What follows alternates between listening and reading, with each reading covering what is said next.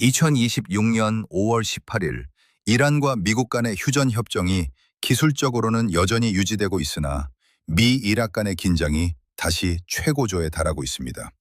도널드 트럼프 미국 대통령이 소셜미디어 트루스 소셜을 통해 전 세계 외교관들을 비상대기 상태에 빠뜨리고 이란 측 협상단이 오늘 새벽 3시에 전화를 확인하도록 만든 강력한 경고 메시지를 게시하면서 석유 시장이 즉각적으로 요동치기 시작했습니다.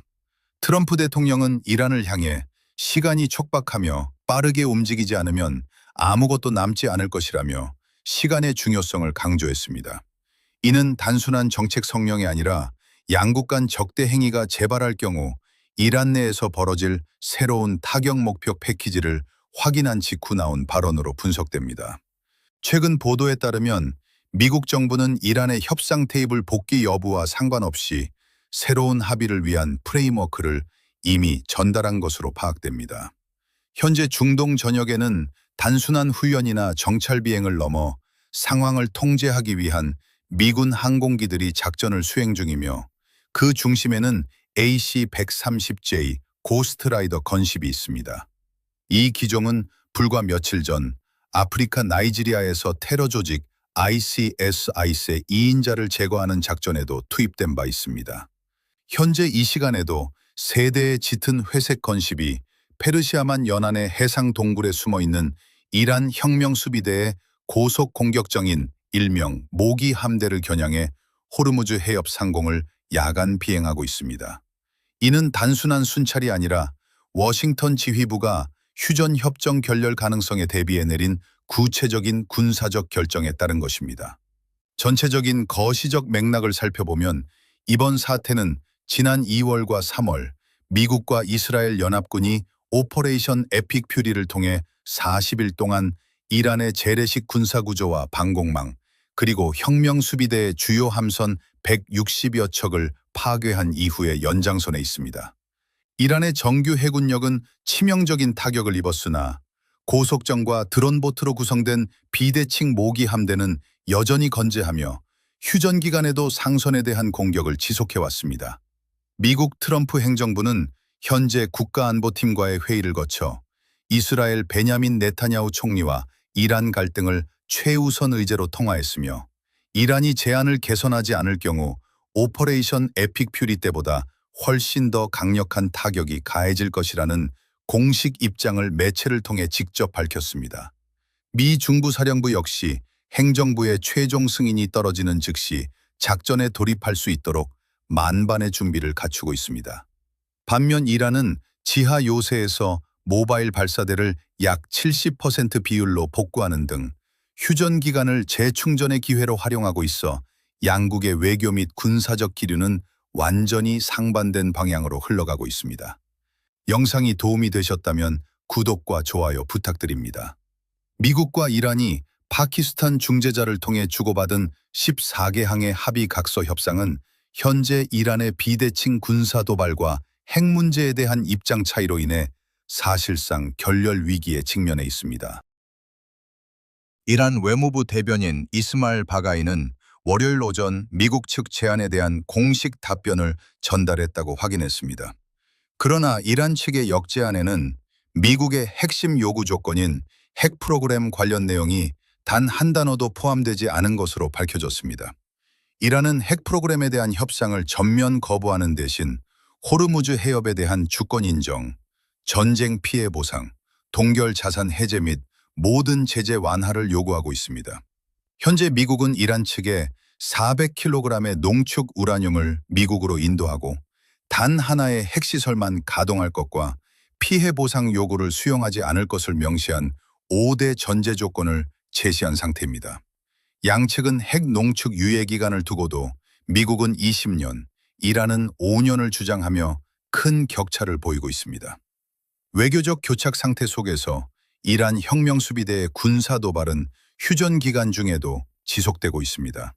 지난 금요일 해상 봉쇄를 우회하려던 이란 국적 유조선들을 향해 미군이 사격을 가한 사건이 발생했으며 일요일 밤에는 이란에서 발사된 드론 3대가 아랍에미리트 아부다비의 바라카 원자력 발전소를 타격했습니다.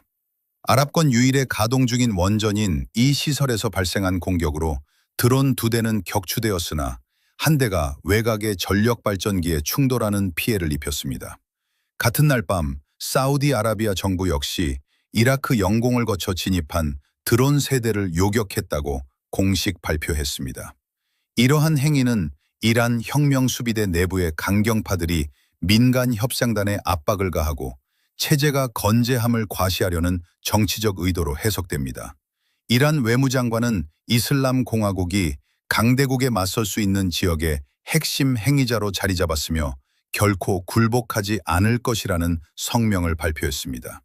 이 같은 이란의 비대칭 해상 위협에 대응하기 위해 미군은 핵심 자산인 AC-130J 고스트라이더 건십 세대를 호르무즈 해협 전선에 전격 배치했습니다. 공개 출처 항적 추적 데이터에 따르면 이 항공기들은 지난 3월 영국 레크니스 공군기지를 거쳐 페르시아만으로 진입했으며 현재 밤마다 7,000피트 상공에서 A-탭C 공격기 및 육군 아파치 헬기 등과 함께 연합 야간 사냥 작전을 전개하고 있습니다. 공군 특수작전사령부 제4 특수작전 비행대와 제73 특수작전 비행대 소속의 이 건십은 대당 가격이 약 1억 6,500만 달러에 달하며 로스앤엑스트락트 롤스로이스 터보프롭 엔진 4기를 탑재해 최대 시속 416마일, 항속거리 3,000마일의 성능을 발휘합니다.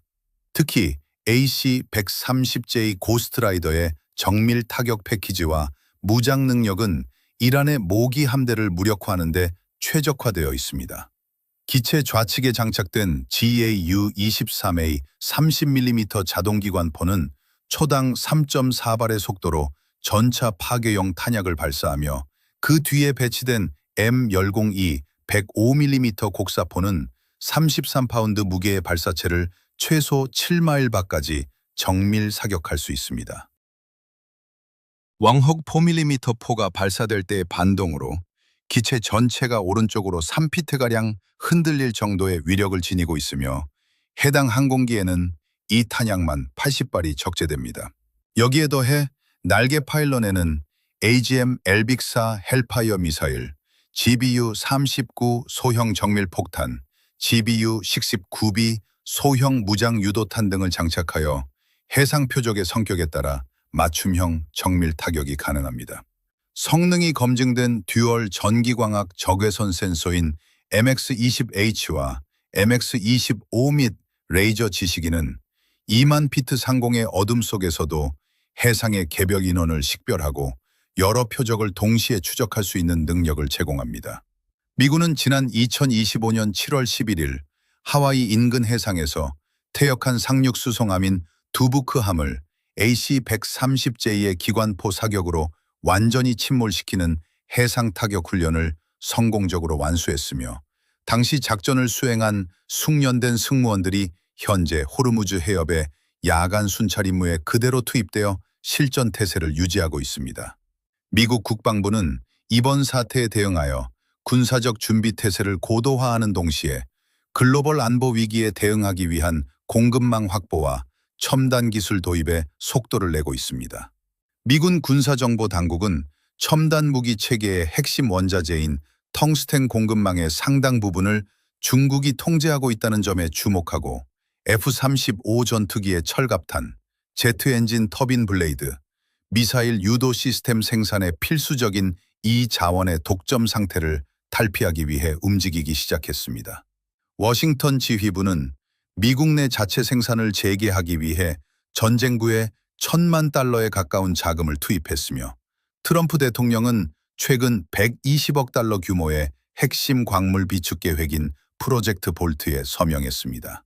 이와 함께 개최된 핵심 광물 장관 회의에서 3천만 달러의 추가 자금 지원이 발표된 가운데 볼트 전략 광업은 네바다주의 역사적인 광산 3곳을 포함해 북미 대륙 내에서 가장 전략적인 텅스텐 프로젝트 포트폴리오를 구축해 나가고 있습니다. 동시에 국방부는 이번 달 오픈 AI, 구글, 마이크로소프트, 아마존, 스페이스X와 1년의 계약을 체결하고 인공지능 모델을 기밀 군사 네트워크에 직접 통합하기로 합의했습니다. 미 합참의장 댄 케이니 장군은 지난달 공청회에서 자율무기 체계가 미래 전쟁의 핵심이자 필수적인 요소가 될 것이라고 공식 발표했습니다. 이번 계약에는 공급업체들이 펜타곤이 합법적이라고 판단하는 모든 용도에 동의하는 합법적 작전 사용 조항이 포함되어 있으며, 이에 따라 국방부는 2026년도 예산안에 자율무기 체계 개발을 위한 재원으로 134억 달러를 요청했습니다. 이러한 인공지능 기반의 타격 시스템은 향후 드론 및 해저 시스템과 결합되어 호르무즈 해협의 항행 안전을 확보하는 고도의 표적 식별 기술로 활용될 예정입니다. 현재 호르무즈 해협에서 전개되고 있는 정보작전의 핵심 맥락은 이란 혁명 수비대가 보유한 500척에서 1000척 규모의 고속 공격정 세력을 어떻게 완전하게 통제하느냐에 있습니다. 이란은 정규 해군의 대형 함선들이 무력화된 상황에서 호르무즈 해협을 드나드는 유조선과 화물선을 교란하고 국제 에너지 시장을 압박하기 위해 이 비대칭 소형 주정 세력을 최후의 보루로 삼고 있습니다.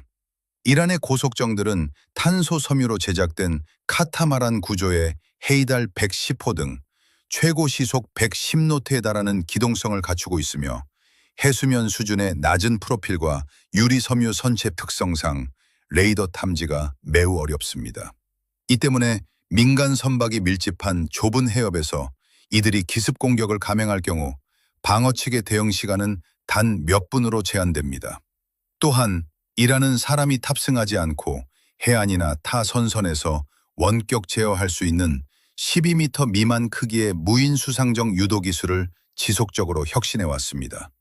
허드슨 연구소 등 주요 군사 싱크탱크는 이란의 이러한 전략이 미 해군과 결정적인 전면전을 벌이기보다는 상업적 해상보험 요율을 폭등시켜 해협 자체를 통상 불가능한 구역으로 만드는 대량 교란 무기의 성격을 띠고 있다고 분석합니다. 미국 안보 전문가들은 현재 이란 내부에서 대미 강경파와 온건파 간의 권력 투쟁과 분열이 심화되면서 외교적 타결이 더욱 어려워지고 있다고 진단합니다.